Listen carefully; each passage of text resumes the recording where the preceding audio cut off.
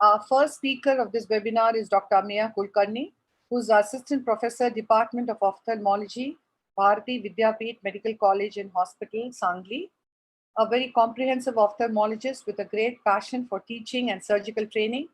Let's watch his learning video. On to you, Dr. Ameya. Thank you, ma'am. Thank you for the introduction.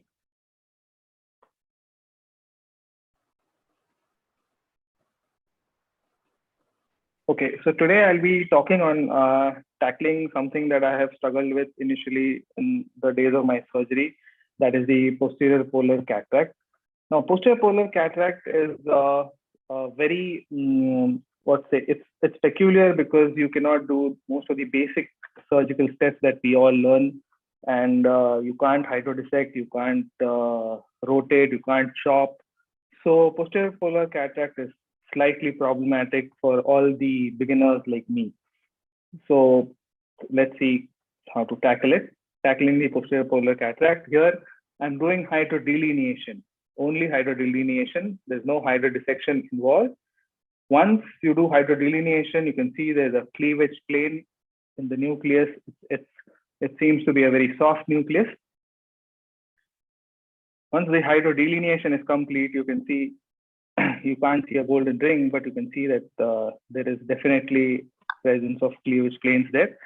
Once you have these cleavage planes, this is the trick. What stands between you and the posterior polar cataract is the nucleus there. If you take out the nucleus, it's just a matter of simple aspiration of the posterior polar, even if it's adherent to the posterior capsule, just a matter of taking it out by your irrigation and aspiration. Now, as you will see, what I'm trying to do is I'm trying to put my chopper. This is a blunt chopper. This is slightly elongated chopper. And here I just rotate my nucleus entirely without chopping it, without rotating it tangentially, so as not to put any pressure on the epinucleus plate and not to break the capsule. Then it's just a question of using some small amount of energy and taking out the nucleus. Once the nucleus is there, you can see the posterior plate is still intact. Or if it is adherent, you can take it out by irrigation and aspiration. So it becomes simpler rather than all the acrobatics you might have to do in cases of posterior polar cataracts. This is the last thing you should actually touch that particular portion the last when you're sure everything else is taken care of. And this is how you can deal with a suspected case of posterior polar cataracts. Now, this is another case wherein you'll see that the cleavage plane that I got after hydrodelineation was slightly bigger. So that shows that the nucleus is going to be slightly harder than what we saw in the first case. So now how do you deal with this?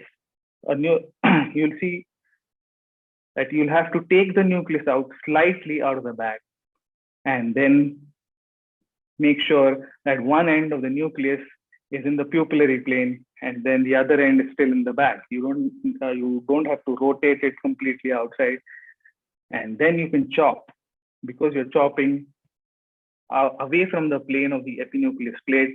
It's still safe to chop that particular nucleus. Once this, you're creating some space here, so you can take care of the remaining pieces.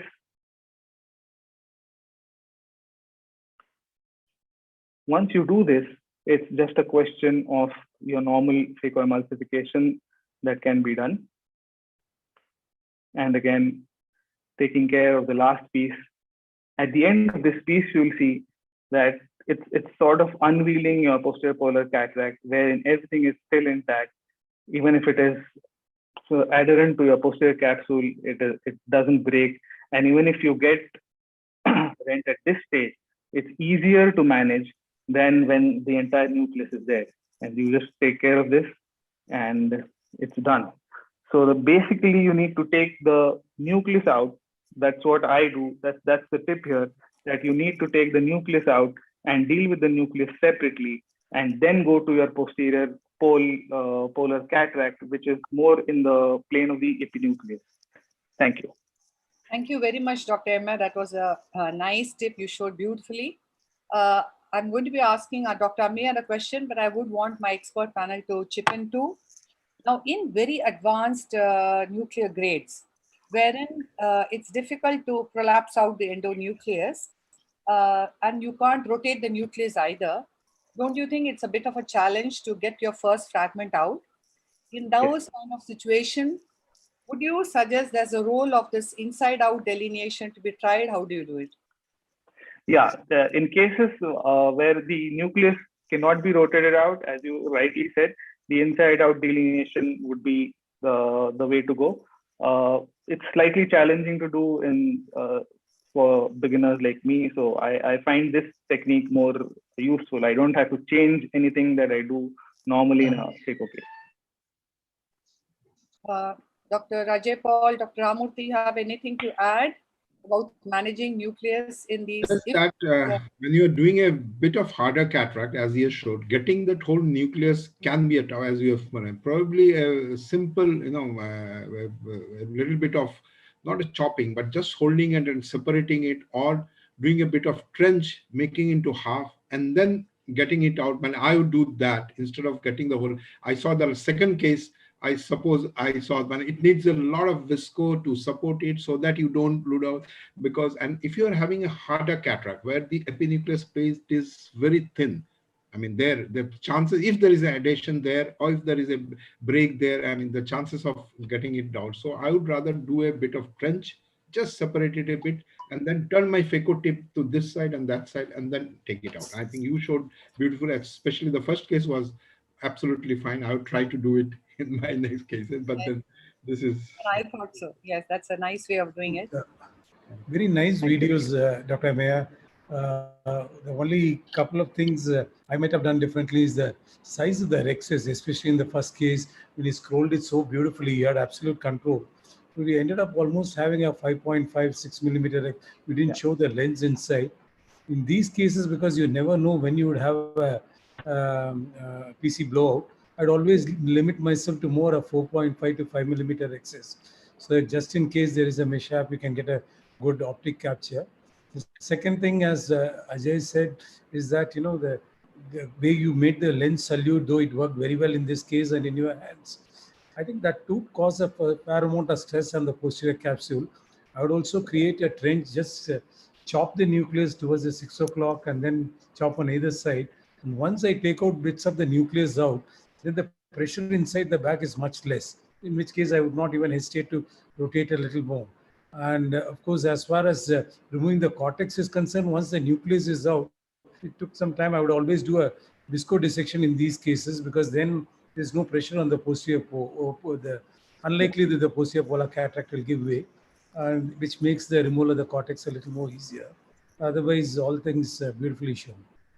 Actually, my second question was, what is the opinion of the expert? Would you prefer to do a visco dissection in all your cases, or would you believe in doing a 360-degree stripping out of the cortex and the whole cortex and epinucleus comes together into a toto? Which do you feel is a better approach, or you can't generalize? Chitra, can I just make a comment on the beautiful videos which were shown by Amir? Yes. I think he very nicely showed the fact that it is best to take out the nucleus first while maintaining an epinuclear plate at the back. And I think this has also been described very classically inside out delineation, and also similar to that is the layer by layer technique of, you know, doing a posterior polar cataract.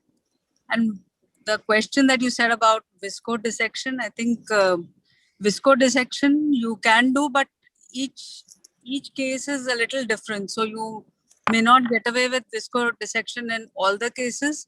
Maybe when you do it for harder cataracts, then it makes more sense, as Dr. Ramamurthy was also highlighting.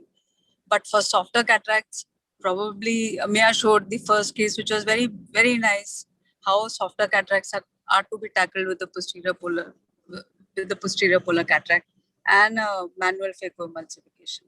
Of course, like we all have graduated now, posterior polar cataract, if the patient can afford, I would rather go in for femtosecond laser than for manual phaco. think just to add a point, what I think Chitra was referring to was how would you remove the cortex? Definitely, I would not do a viscodissection with the nucleus inside, but once the nucleus is out, because you have not done a hydrodissection, most often you would find that the cortex and the epinucleus is stuck, and it takes quite a while to remove them. So once the nucleus is out, the pressure within the lens bag is off. And in those cases, gently doing a viscodissection allows you to mobilize the cortex and the epinucleus and makes the removal of that a little more easier. I, as a routine, observe all the precautions when taking out the nucleus, but once that is out and the pressure within the bag is released, I go ahead and do a viscodissection to mobilize the epinucleus. Anything to add, Dr. Ajay? Shall we? Just to add that, when I have learned it over the years, when you are taking out the nucleus in a PPP, with the left hand, we are putting in visco, and we try to inflate the bag as we come out. Now, at that position, I learned that whenever I'm trying to do viscodissection on the cortex, the viscodissection is not happening. At that point, maybe lowering a little bit of visco escape so that the posterior capsule or the way is not too much of scaphoid state, it becomes a little bit flat. So you have a space, basically because of the visco already there, you don't have a space. So you don't get that good viscodissection. So if you make a little bit of visco escape and then do a viscodissection all around, I think it works wonders, as we say. Ultimately, there's a limited space inside the eye. So you can only give in as much as that eye can take.